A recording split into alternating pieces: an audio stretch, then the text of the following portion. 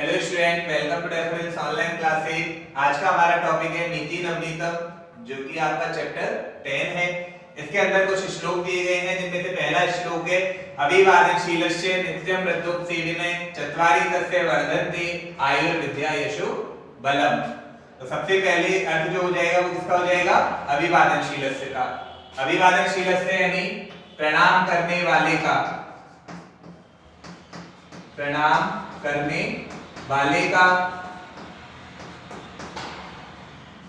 नित्यम वृद्धोपसेविने, second number पर किसका हो जाएगा? नित्यम वृद्धोपसेविने यानी और जो, नित्यम यानी होता है प्रतिदिन, नित्यम मीन्स प्रतिदिन, वृद्धोपसेविने यानी वृद्धों की सेवा करता है।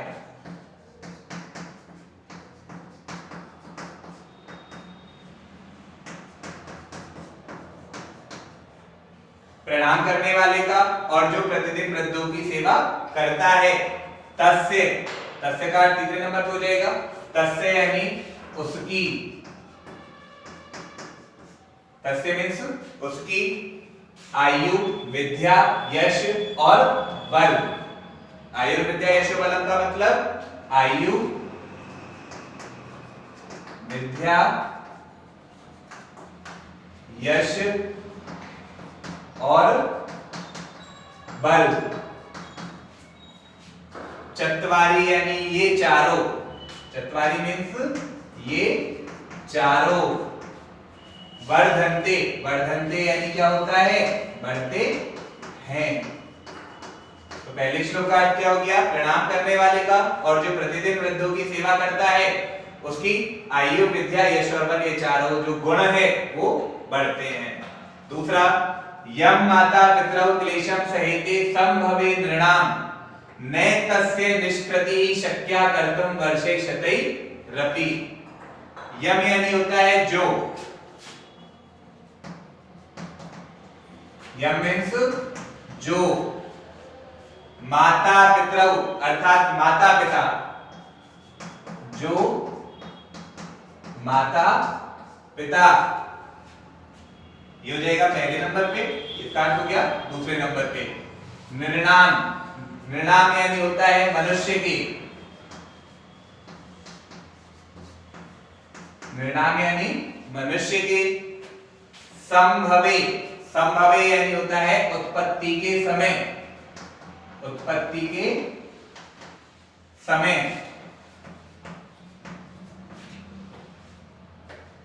क्लेशम सहिते, क्लेशम यानी होता है कष्ट को, सहिते यानी होता है सहन करते हैं। कि जो माता पिता मनुष्य की उत्पत्ति के समय पे, मनुष्य की उत्पत्ति के समय पर जिस कष्ट को, क्लेशम यानी कष्ट को, सहिते यानी होता है सहन करते हैं,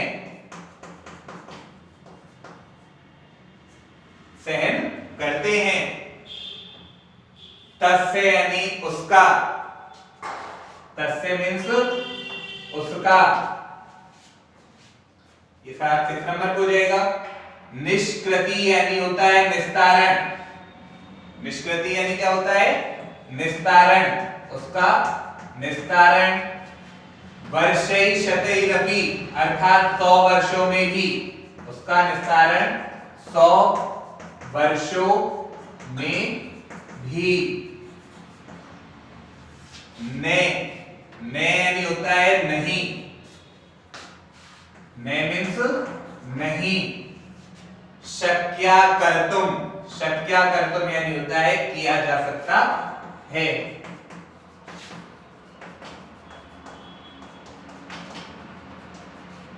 तो जो माता पिता मनुष्य की उत्पत्ति के समय अर्थात संतान के जन्म के समय पर जिस कष्ट को सहन करते हैं, यानी जो दुख कष्ट उन्हें होता है, उस कष्ट का निस्तारण मनुष्य जो है वो 100 वर्षों में भी नहीं कर सकता है।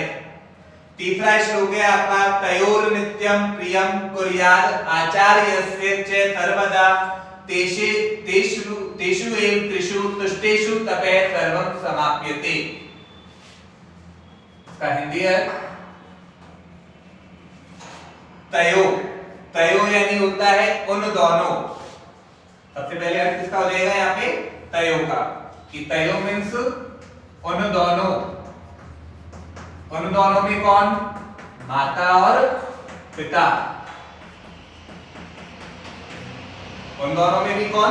माता और पिता। यहां पर ये जो तय आया है वो किसके लिए आया है? माता और पिता के लिए। आचार्यस्य, यहां पर दिया हुआ है आचार्यस्य। आचार्यस्य का अर्थ हो जाएगा सेकंड नंबर पे। आचार्यस्य यानी और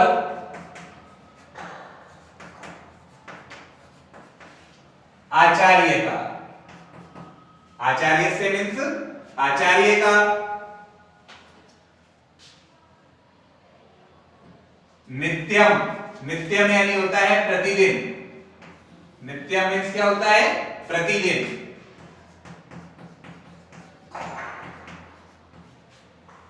चय सर्वदा, चय सर्वदा यानी होता है और सदैव। और सदैव। प्रियम कुर्यात, यहां पर दिया हुआ है प्रियम, यहां पर क्या दिया हुआ है? कुर्यात। आचार्य से काट लिख लिया था। प्रियम कुर्यात, प्रियम कुर्यात यानी होता है प्रिय करना चाहिए। प्रिय करना चाहिए।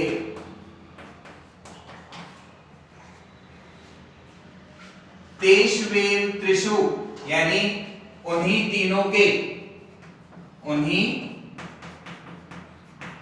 तीनों के। तीन कौन कौन हो गए?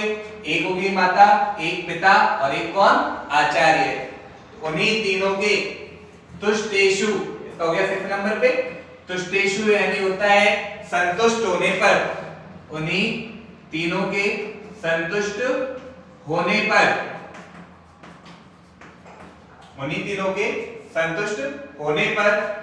सर्वम तपः, सर्वम तपः यानी होता है सारे तप। सर्वम तपः यानी सारे तप। समाप्यते, समाप्यते यानी होता है संपन्न होते हैं। इसका अर्थ क्या हुआ? उन दोनों अर्थात माता और पिता। आचार्य से यानी और आचार्य का। प्रिय, नित्यम यानी होता है प्रतिदिन। और चय सर्वदा यानी और सदैव। प्रियम कुर्यात यानी प्रिय करना चाहिए। तेष्वेव त्रिषु यानी उन्हीं तीनों के। तुष्टेषु यानी संतुष्ट होने पर। सर्वम तपः यानी सारे तप। समाप्यते यानी संपन्न होते हैं। इसके बाद आता है हमारा 4th श्लोक।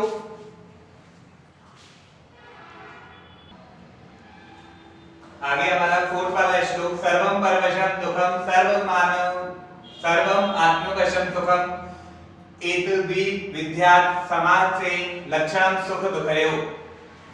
परवशम, परवशम यानी परतंत्र होने पर या दूसरों के वश में होने पर। परतंत्र या दूसरों के वश में। हमने लिख दिया परतंत्र होने पर। सर्वम अर्थात सभी जगह। सर्वम अर्थात सभी जगह। इसका हो गया पहले नंबर पे, इसका हो गया दूसरे नंबर पे। दुखम यानी दुख प्राप्त होता है।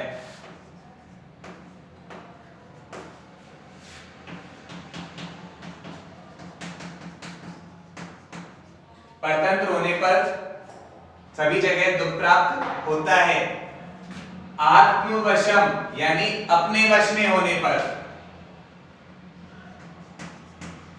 अपने वश में होने पर अर्थात दूसरे रूप में कह सकते हैं स्वतंत्र होने पर।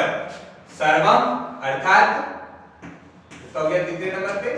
चौथे नंबर पे सर्वम यानी सभी जगह। अपने वश में होने पर सभी जगह। सुखम यानी सुख प्राप्त होता है।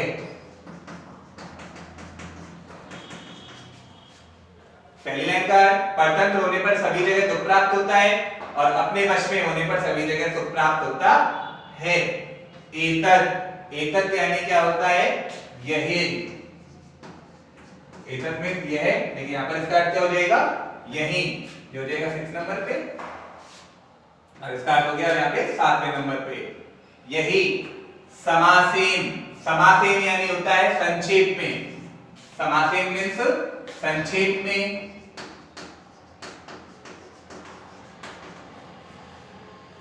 सुख दुखयो, सुख दुखयो यानी होता है सुख और दुख का, सुख और दुख का। लक्षणम यानी होता है लक्षण,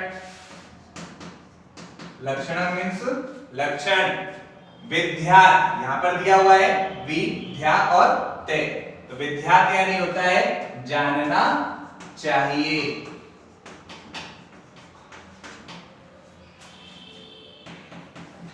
तो अर्थ क्या हुआ आपका? परतंत्र होने पर अर्थात दूसरों के वश में होने पर सभी जगह दुख प्राप्त होता है, लेकिन अपने वश में होने पर सभी जगह सुख प्राप्त होता है। यही संक्षेप में, संक्षेप का मतलब शॉर्ट में, सुख और दुख का लक्षण जो है हम लोगों को जानना चाहिए। 5वां श्लोक है यत् कर्म कुर्वतो अस्य स्यात् परितोषो अंतरात्मने तत् प्रयत्नेन कुर्वीत विपरीतम तु वर्जयेत्। यत् कर्म यानी जिस कार्य को, हिंदी है जिस कार्य को, पहले का क्या हो जाएगा? यत् कर्म यानी जिस कार्य को, कुर्वतो, कुर्वतो यानी होता है करते हुए, जिस कार्य को करते हुए, अंतरात्मने, अंतरात्मने यानी होता है अंतरात्मा को, जिस कार्य को करते हुए अंतरात्मा को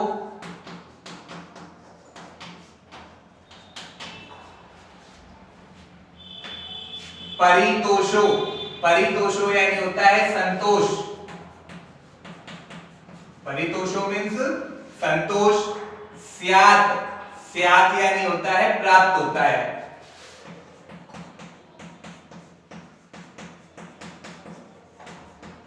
जिस कार्य को करते हुए अंतरात्मा को संतोष प्राप्त होता है, तत्प्रयत्नेन, तत्प्रयत्नेन यानी होता है उसे प्रयत्न से, तो उसे किसके लिए कहा गया है? कार्य के लिए। तो उस कार्य को प्रयत्न पूर्वक, उस कार्य को प्रयत्न पूर्वक, कुर्वीत, कुर्वीत यानी होता है करना चाहिए, उस कार्य को प्रयत्न पूर्वक करना चाहिए। विपरीतम तु, विपरीतम तु अर्थात इसके विपरीत, तो इसके विपरीत जो कहा गया है किसके लिए? कार्य के लिए कहा जा रहा है, तो यहां पर क्या हो जाएगा? इसके विपरीत कार्य को वर्जयेत्, वर्जयेत् यानी त्याग देना चाहिए, त्याग देना चाहिए। तो यहां पे पूरे का क्या हुआ कि जो कार्य को या जिस कार्य को करते हुए अंतरात्मा को संतोष प्राप्त होता है, उस कार्य को प्रयत्न पूर्वक करना चाहिए, इसके विपरीत कार्य को त्याग देना चाहिए, अर्थात वह कार्य करना ही नहीं चाहिए जिससे हमें संतोष प्राप्त नहीं होता हो। लास्ट श्लोक आपका है दृष्टिपूतम न्यसेत्पादम वस्त्रपूतम जलम पिबेत् सत्यपूतम वदेवचन मनयपूतम समाचरेत्। दृष्टिपूतम न्यसेत्पादम अर्थात दृष्टि से पवित्र, दृष्टिपूतम अर्थात दृष्टि से पवित्र,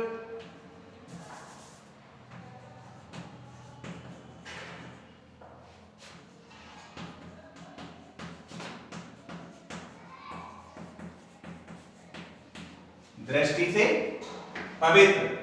पादम ये तो रहेगा पहले नंबर पे, पादम यानी होता है कदमों को,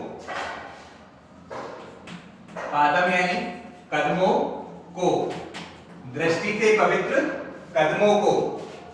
न्यसेत, न्यसेत यानी होता है रखना चाहिए, दृष्टि से पवित्र कदमों को रखना चाहिए, कॉमा।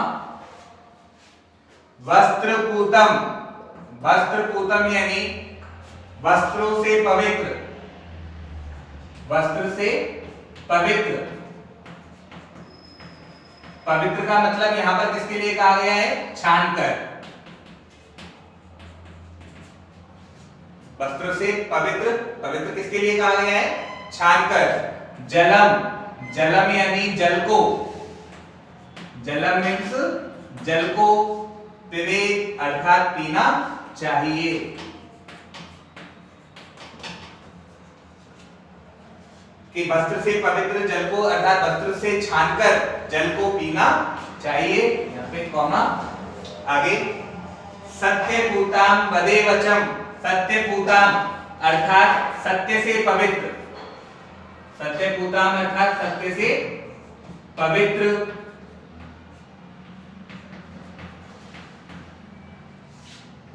वचन यानी होता है वचनों को, वचन मीन्स वचनों को।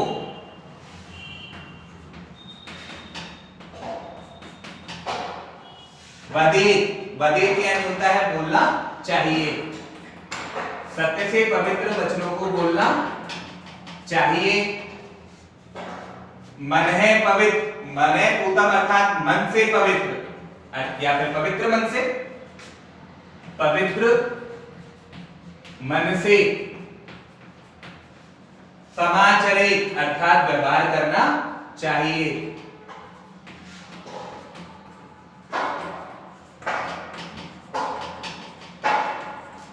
तो इसका अर्थ क्या हो गया पूरे का? दृष्टि से पवित्र कदमों को रखना चाहिए, वस्त्र से छानकर जल को या पानी को पीना चाहिए, सत्य से पवित्र वचनों को बोलना चाहिए और मन से पवित्र या पवित्र मन से व्यवहार करना चाहिए। तो स्टूडेंट हमारा ये जो चैप्टर 10 है नीति नमितम वो कंप्लीट हो गया है। आप इसे रीड करें और समझने की कोशिश करें। आपको वैसे ये अच्छे से समझ में भी आ गया हो गया। Thank you.